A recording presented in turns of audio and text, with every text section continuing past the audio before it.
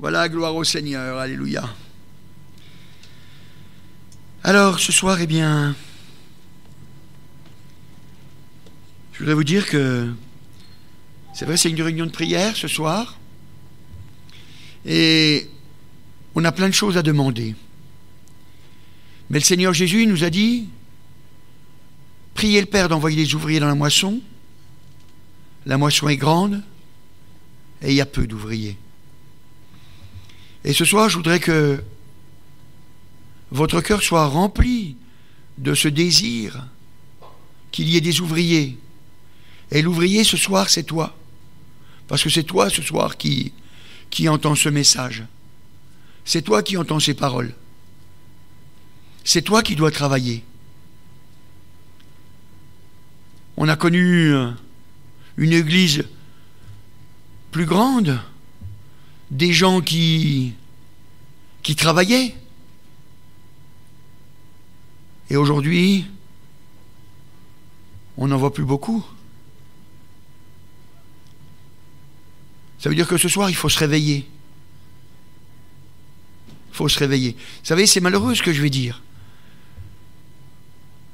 Mais, comment je pourrais dire ça? C'est toujours ceux qui sont là qui reçoivent un message, et puis on pourrait dire en quelque sorte c'est eux qui se ramassent les coups. Mais c'est vous qui êtes là, c'est vous qui serez bénis, c'est vous qui recevrez, c'est vous qui, au jour de la bénédiction, parce qu'il viendra ce jour, qu'on le veuille ou qu'on ne le veuille pas, eh bien vous serez bénis parce que vous vous serez levés, parce que vous aurez marché. Les autres, on voudrait qu'ils soient sauvés, mais on ne peut pas le faire pour eux. C'est comme manger. On ne peut pas manger pour les autres. On peut manger que pour soi-même. Et c'est pour ça que ce soir, j'ai vraiment envie que ton cœur comprenne que c'est toi l'ouvrier. C'est toi qui as été appelé. C'est toi. Alors maintenant, il va falloir que tu demandes au Seigneur de t'aider, que tu remercies le Seigneur de ce qu'il te fait réussir. Mais voyez-vous, si je vous dis ça, il y a une chose que c'est pas que j'ai omis, mais que j'ai attendu de vous dire, c'est que ce soir, il n'y a pas que vous. La Bible, elle dit qu'on est entouré d'une nuée de témoins. Et ce soir aussi, il y a le diable qui est ici. Vous savez, il n'aura jamais une réunion, le diable. Il vient toujours à la réunion. Et il essaye de nous détourner pour que nos pensées, elles ne soient pas là. Elles soient occupées à autre chose, à nos soucis, à nos problèmes, à nos maladies. Enfin, tout ce qui nous éloigne de Dieu, parce qu'on doit apprendre à lui faire confiance. La Bible, elle nous dit, dans Job, au chapitre 1 et au verset 7, Job, chapitre 1 et au verset 7, l'Éternel dit à Satan, « D'où viens-tu » Et Satan répondit à l'Éternel, « De parcourir la terre et de m'y promener. » Le diable se promène. Mais comment est-ce qu'il se promène? Il se promène de cœur en cœur. La Bible nous dit encore, dans Luc, au chapitre 8, Évangile de Luc, au chapitre 8 et au verset 30, Évangile de Luc, chapitre 8 et au verset 30, verset 30, il est écrit,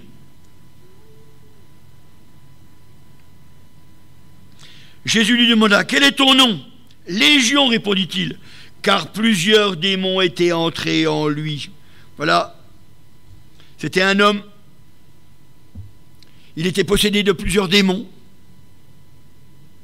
Le Seigneur, il nous dit, qu'on ait une habitation. Une habitation. Soit on a une habitation de Christ, soit on a une habitation du diable. Et le diable, il en profite pour se promener de cœur en cœur, pour nous détruire. Et quand on regarde les effets, eh bien on voit que c'est toujours des effets néfastes. Toujours ce sont des effets néfastes. Des effets de destruction. Le diable, il veut te perdre. Il veut me perdre. C'est tout ce qu'il veut. C'est tout ce qu'il veut. Mais nous, on ne doit pas laisser Satan conduire notre vie. Vous savez, des fois, il y a une question qui est posée. Enfin, c'est quelqu'un d'athée qui avait posé cette question-là à un chrétien. Il avait dit, est-ce que tu es pour l'esclavagisme? Puis le chrétien, il a dit non. Il a dit non, je ne suis pas pour l'esclavagisme. Et puis, l'athée, il a pris un verset de la Bible, et puis il a dit, tu vois, là, dans ce passage-là, eh bien Dieu, eh bien il montre qu'il est pour l'esclavagisme. Alors est-ce que tu es pour l'esclavagisme? Et puis le chrétien, il ne savait plus quoi dire. Il s'est retrouvé à court de mots. Et si je vous dis ça, c'est pour que vous sachiez que ce soir, vous allez choisir. Soit vous êtes esclave de Dieu, soit vous êtes esclave du diable. Et ne croyez pas que vous pouvez faire ce que vous voulez. Soit vous choisissez d'être esclave de Dieu, soit vous choisissez d'être esclave du diable. Le diable, vous savez comment il maltraite ses esclaves? Il les fait tomber dans la dépression, dans la maladie, dans la folie. Mais Dieu, qu'est-ce qu'il fait? Il prend ses esclaves et puis il dit, tu es mon fils, tu es ma fille. Et il nous couvre de bénédictions. Et c'est pour ça que ce soir, je voudrais que tu comprennes, ouvrier avec Dieu, ça veut dire tu es fils, tu es fille de Dieu. Tu travailles pour la maison. Tu travailles parce que tu as des gens que tu aimes. Ton père, ta mère, ton frère, ta sœur, ton mari, ta femme, ou je ne sais qui. Quelqu'un qui est proche de toi. Mais pour ça, il faut que la maison, elle soit remplie du Seigneur. C'est pour ça qu'il ne faut pas laisser ta vie être conduite par Satan, par le diable, par l'ennemi. Voyez? L'apôtre Pierre dira, dans 1 Pierre au chapitre 5, 1 Pierre, chapitre 5 et au verset 8, 1 Pierre, chapitre 5, et au verset 8, « Soyez sobres, veillez, votre adversaire le diable rôde comme un lion rugissant, cherchant qui il dévorera. Il rôde, il va de cœur en cœur, il rôde, il cherche des moyens pour nous détourner de Dieu, des moyens pour que notre cœur ne soit pas entier. » Ça va vite, hein, de ne pas être entier. Mais ce qu'il faut, c'est être entier. Il faut accepter ce que le Seigneur il a dit. Il faut perdre notre vie. Perdre notre vie. Je ne fais plus ce que je veux. Je me soumets au Seigneur. Nous n'avons qu'une seule vie, qu'une seule et unique. Il ne faut pas la perdre. Il n'y aura pas une deuxième chance. C'est maintenant.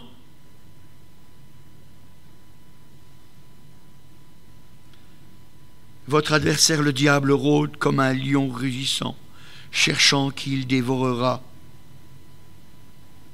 Cherchant qui il dévorera. Vous savez, il faut que vous compreniez, le Seigneur ne vous connaît pas. Le Seigneur ne me connaît pas. Et c'est pour ça que vous allez passer par l'épreuve. Parce que le Seigneur, il veut savoir qui est-ce qu'il va emmener dans son ciel de gloire. Il ne peut pas prendre n'importe qui. Il faut qu'il prenne des gens éprouvés. Vous savez, quand on regarde dans la parole de Dieu, par exemple dans 1 Roi, alors il y aurait eu d'autres endroits, mais moi j'ai choisi 1 Roi, au chapitre 22, versets 19 à 23, parce que je ne vais pas tout lire, vous lirez vous. 1 Roi, chapitre 22, 19 à 23. Et Michée dit, écoute donc la parole de l'Éternel. J'ai vu l'Éternel assis sur son trône, et toute l'armée des cieux se tenant auprès de lui, à sa droite et à sa gauche. Et l'Éternel dit, qui séduira Achab pour qu'il monte à Ramoth en Galade et qu'il périsse? Ils répondirent l'un d'une manière, l'autre d'une autre. Et un esprit vint se présenter devant l'Éternel et dit, moi, je le séduirai. L'Éternel lui dit, comment? Je sortirai, répondit-il, et je serai un esprit de mensonge dans la bouche de tous ses prophètes. L'Éternel dit, tu le séduiras et tu en viendras à bout. Sors et fais ainsi. C'est Dieu qui dit ça. C'est Dieu qui dit ça. Tous les hommes de la terre sont éprouvés, quel que soit le sexe. On est tous éprouvés. Et Dieu veut savoir qui on est. Et c'est pour ça qu'on doit rejeter le malin. On doit rejeter le diable. Et si on ne le fait pas, alors on s'invente des histoires. On s'invente des histoires. Encore dans Job au chapitre 1 et au verset 6. Job chapitre 1 et au verset 6. Or, les fils de Dieu vinrent un jour se présenter devant l'Éternel, et Satan vint aussi au milieu d'eux. Satan vint aussi. Il vient aussi. Il veut te perdre. Il veut perdre ce que tu aimes. Vous savez, il faut juste qu'on soit tiède. Ça lui suffit que l'on soit tiède. Les tièdes sont vomis. Les tièdes sont vomis.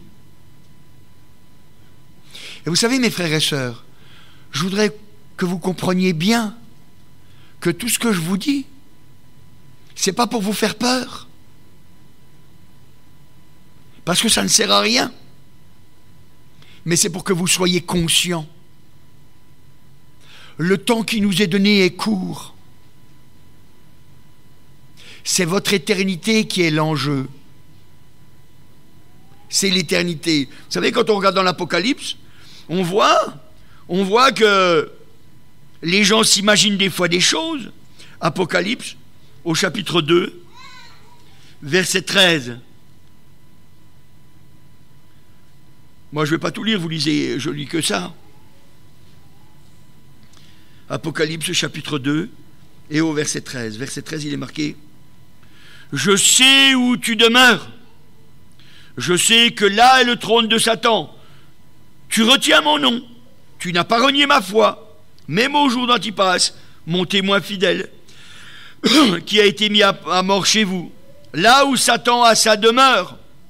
Là où Satan a sa demeure. » C'est tiède, ça. Il y a des choses qu'on ne renie pas, il y a des choses qu'on dit oui, je les garde. Je les garde. Parce qu'on sait qu'il faut les garder. Mais il y en a d'autres, on abandonne. On ne veut pas donner notre vie. Je veux faire ce que je veux de ma vie. Alors on devient tiède. On devient tiède. Et quand on est tiède, alors Satan peut venir habiter. Satan peut venir habiter. Parce qu'avec les tièdes, il y est. Et je voudrais que vous compreniez ces choses-là, pour pas que vous ayez des fausses espérances. Parce que quand vous arrivez devant le Seigneur, si vous êtes tiède, si vous n'avez pas ce désir, eh bien, vous serez rejeté. Moi, je me souviens, le frère Canel, il disait toujours, il disait, si vous voulez réussir votre vie, il faut avoir l'amour des âmes. Et vous savez, j'ai été sérieux. J'ai cru cette parole. Et j'ai dit, ça aide. Parce que quand on a l'amour des âmes, on a l'amour de la nôtre aussi. C'est pour ça, vous voyez, il faut prendre du temps pour le Seigneur. Le monde est perdu. Il faut aller évangéliser, il faut parler. Quand on parle, la bénédiction, elle vient. La Bible, elle nous dit dans Romains au chapitre 10, la foi vient de ce qu'on entend, et ce qu'on entend vient de la parole de Dieu. C'est vrai. Et ce qu'on entend, c'est ce que le Seigneur nous donne. Oui, mais la Bible, elle nous dit toujours dans Romains au chapitre 10, que c'est en confessant de la bouche qu'on parvient au salut. C'est en confessant de la bouche. On doit confesser Jésus. On doit confesser Jésus. Le monde est perdu. Le monde est perdu. Et de croire que, juste en venant aux réunions, ou même en lisant simplement la Bible, c'est suffisant? Non. On doit parler. On doit être des témoins fidèles. Vous recevrez une puissance, le Saint-Esprit survenant sur vous, et vous serez mes témoins. On témoigne, voilà ce qu'il a fait pour moi. Voilà ce qu'il a fait pour moi. Vous savez, c'est important de comprendre que la victoire, elle est là. Vous savez, les démons, ils nous disent toujours qu'on a le temps. Vous avez vu, quand il est venu devant le Seigneur, il est venu le démon pour dire, moi j'irai, moi je le ferai. Et puis il nous parle. Il dit, oh, t'as le temps. Mais dans la réalité, on n'a pas le temps. Qui est-ce qui peut dire, demain je vivrai? Personne ne peut savoir. Vous savez, je me souviens, il y a plusieurs années de ça en arrière, c'était comment on appelle ça, un journaliste sportif. Il passait, je crois que c'était sur RTL. Et puis, il a fait on dit check-up. Ouais, il a été voir les médecins. Et puis, ils ont regardé, ils l'ont ausculté, ils ont tout fait. Et puis, ils ont dit, monsieur, vous avez vraiment un cœur de centenaire. Et puis, à la radio, il l'a dit. Il a dit, ah ben, je suis allé vérifier. Puis, le gars, il était sportif, hein. Il faisait pas d'excès, il était tout à fait normal. Hein. Ils l'ont dit, ah, de toute façon, j'ai un cœur de centenaire. Puis 2 semaines après, il mourait, crise cardiaque. Peut-être le cœur était de centenaire, mais il n'a pas vécu. Et je vous garantis que ce n'est pas pour vous faire peur. C'est juste pour que vous soyez conscients. On n'a pas le temps ne nous appartient pas. D'ailleurs, la Bible, qu'est-ce qu'elle nous dit? Dans Colossiens au chapitre 4 et au verset 5, ils disent, conduisez-vous avec sagesse envers ceux du dehors et rachetez le temps. Et rachetez le temps.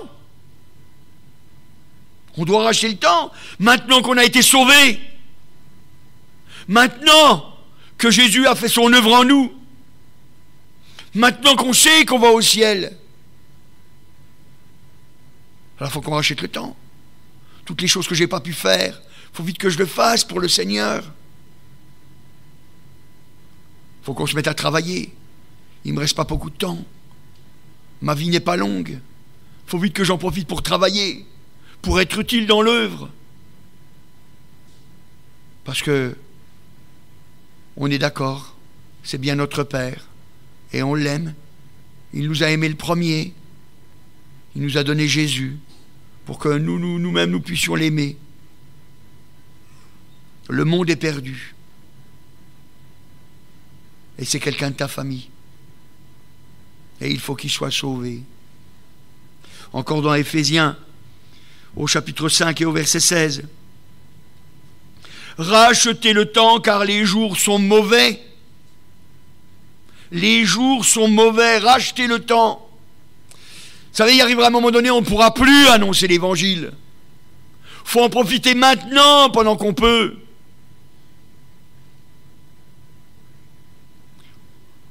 faut essayer. Il faut dire, oh Seigneur, donne-moi l'occasion de pouvoir témoigner. Moi, quand...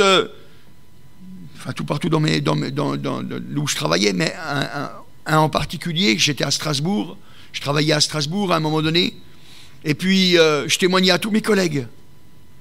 Et puis il y en a un, c'était un musulman, il m'a dit comme ça, il m'a dit, je sais pas comment tu fais.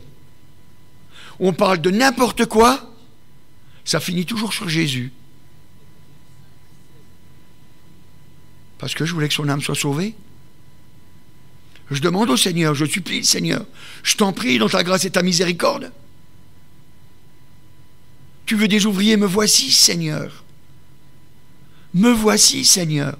Parle à travers ma bouche, donne-moi de l'intelligence pour que je puisse leur parler, leur dire ce que tu as fait pour moi, pour qu'ils puissent être sauvés. Je t'en prie, Seigneur. Vous savez, des fois, il faut pleurer pour les âmes. Il faut pleurer pour sa famille, pour qu'elle soit sauvée. C'est pour ça, les jours sont mauvais. Viendra un temps où on ne pourra plus annoncer l'évangile. Ça deviendra de plus en plus difficile. Mais, alléluia, nous avons Jésus, notre Sauveur. Celui qui est monté sur la croix pour être vainqueur pour nous. Pour qu'à notre tour, on puisse suivre ce chemin et être vainqueur aussi. Et qu'est-ce qu'il nous dit? La Bible nous dit dans 1 Jean au chapitre 3 et au verset 8, 1 Jean, chapitre 3 et au verset 8. Voilà, il est écrit au verset 8.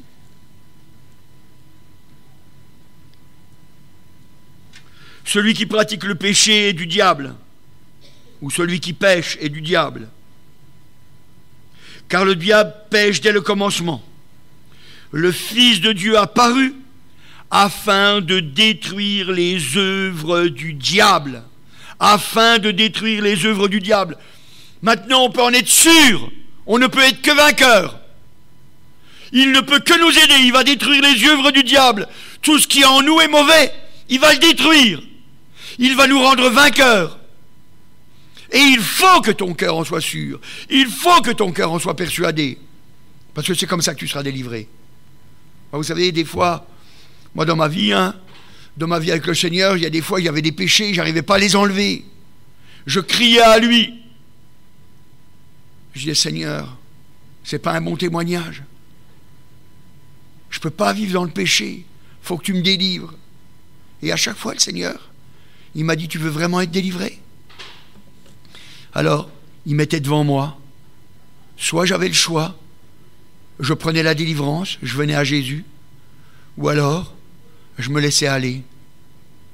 Mais c'était à moi de choisir. Lui, il détruit les œuvres du diable, mais il faut être d'accord avec. Il ne le fera pas sans toi. Il ne le fera pas sans toi. Il faut que tu sois d'accord aussi. La vraie délivrance, elle est là. Il faut que toi aussi tu sois d'accord. Vous savez, c'est cet homme qui cria quand vous regardez dans Marc au chapitre 9 et au verset 24, c'est cet homme où son fils était possédé d'un esprit. Au verset 24, il est marqué, aussitôt le père de l'enfant s'écria, je crois, viens au secours de mon incrédulité. Viens au secours de mon incrédulité. Viens à mon secours, ça veut dire. Si lui l'a fait et il a été béni, nous aussi on doit le faire. Qu'une seule vie. Le monde est perdu. Vous savez, je ne sais pas ce qui se passe dans vos cœurs. Je peux m'imaginer ce que je veux, mais ça ne changera rien pour vous. Mais je sais une chose, c'est que si vous prenez à cœur cette parole, et puis vous dites, oui, à partir de maintenant, je suis un ouvrier avec le Seigneur, eh bien vous le serez. Vous connaissez peut-être Myriane de Agen. C'est une sœur qui qui vient, elle a des difficultés à marcher, elle avec un déambulateur. Avant, elle était alitée, elle est restée plusieurs années alitée. Elle ne se levait pas. Et puis un jour, elle a pris à cœur d'être un témoin. Et puis elle a dit, je voudrais que le Seigneur me bénisse pour que je puisse annoncer l'évangile. Alors on lui a dit, eh bien si tu veux que le Seigneur, eh bien il te bénisse, il faut que tu fasses ta part. Et au début sa part, et c'était difficile. C'était de s'asseoir au bord du lit, et puis de faire un pas, ou deux. Et puis après, avec sa fille, avec mes enfants, avec l'église, on la faisait marcher autour de chez elle. Et puis après, quand elle était à l'église, on la faisait marcher sur le parking autour. Et puis maintenant, elle vient à l'évangélisation. Tous les samedis, elle est là. Elle est fidèle. Elle va à l'évangélisation. Et puis même si jamais il y a des grandes côtes, elle y va. Ah, c'est sûr. Elle se repose dans la côte, mais elle y va. Elle y va. Faut vraiment le vouloir, vous savez. Faut vraiment le vouloir. Jésus est notre sauveur et il détruit les œuvres du diable qui veulent être dans notre cœur et qui veulent y rester. Il les détruit. Il vient au secours de notre incrédulité. Moi, je vous ai raconté quand j'ai eu le doigt qui était coincé. Ça me faisait mal, tout le doigt dans le bras. C'était pénible. C'était pénible. Et j'ai crié à Dieu, j'ai dit, Seigneur, je ne peux pas rester comme ça. Je dis à tout le monde que tu es un Dieu qui guérit.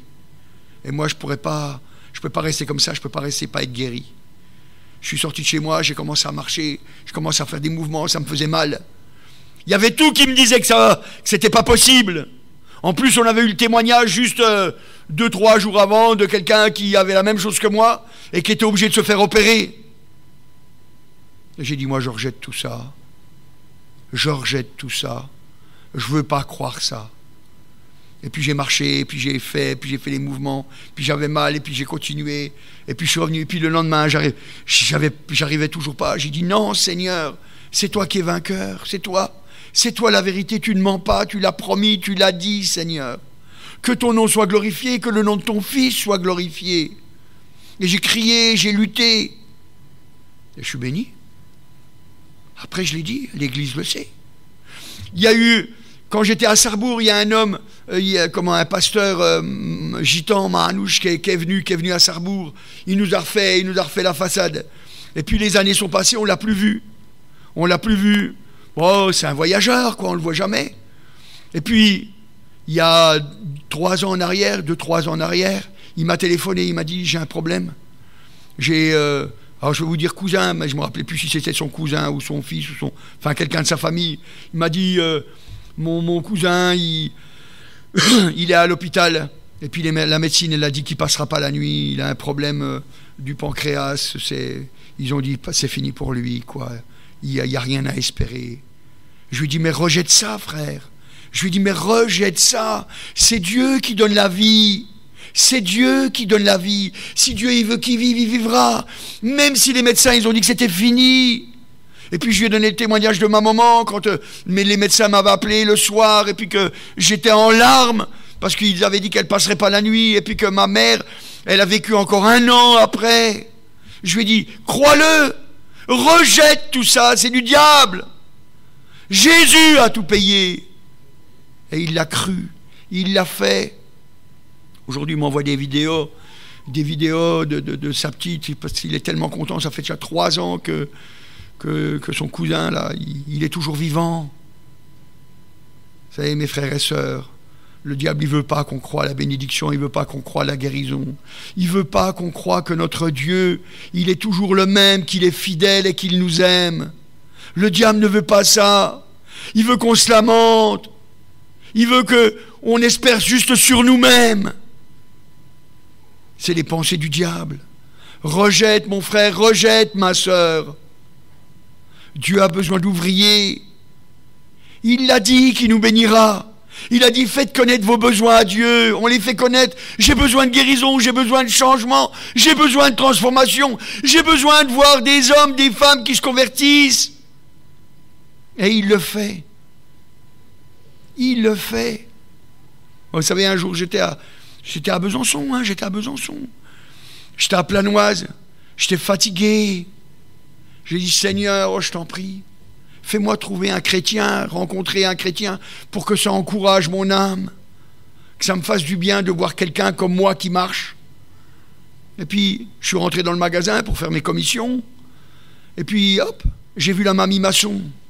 Bon, elle est plus de ce monde, maintenant elle est dans la gloire, mais j'ai vu la mamie maçon. Et puis elle m'a dit, ah, le Seigneur m'a réveillé cette nuit pour que je prie pour toi.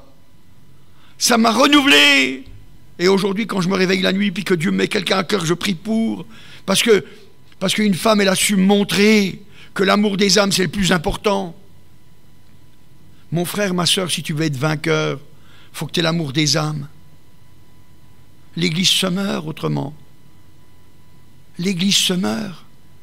Ne meurs pas. Reste vivant. Le diable est là. Mais il va fuir si jamais il voit que tu lui résistes. Il faut que ton cœur en soit persuadé. Je ne sais pas comment te le dire autrement. Je veux que tu en sois convaincu. C'est ta vie éternelle et ceux que tu aimes. Et ceux que tu aimes. C'est pour ça, alléluia, on a Jésus, le sauveur du monde. Le sauveur du monde. Veux-tu l'aider? Veux-tu l'aider à sauver des âmes? Veux-tu l'aider? Alléluia. Ce soir, il faut que tu sois volontaire. Et ce soir, je ne peux pas te laisser comme ça. Il faut que je t'engage.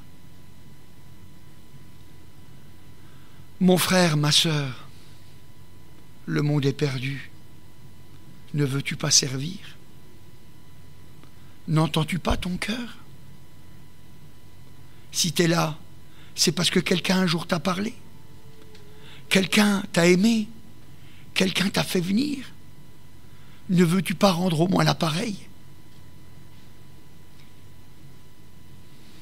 C'est une vraie vie qui nous est donnée. C'est pas un jeu. Mon frère, ma sœur, entends, je suis comme toi. Je suis un homme comme toi. Et j'ai pas peur de te le dire. Si tu t'engages, tu seras béni. Qui est-ce qui ce soir veut s'engager à être un ouvrier? Sérieusement. Soyez sérieux. Qui lève sa main? Seigneur, tu vois ces mains qui se lèvent, Seigneur. Le monde est perdu, Seigneur. Ils veulent travailler pour toi, Seigneur. Donne-leur du courage, Seigneur, à persévérer, à se lever, Seigneur. Agis encore dans les cœurs, Seigneur. Oh, Seigneur, qu'ils aient l'amour, Seigneur, de ceux qui sont proches d'eux, Seigneur, pour qu'ils voient ta gloire se manifester dans leur cœur, Seigneur. Et à ce moment-là, leur amour va grandir, Seigneur Dieu. Bénis, Seigneur. Agis encore, envoie des ouvriers, Seigneur. Amen. Tout est possible à celui qui croit. C'est la loi de la foi. Don merveilleux qui nous vient des cieux, que connaît le cœur roi. Oh, quel riche trésor, un cœur qui vit ce que Dieu dit.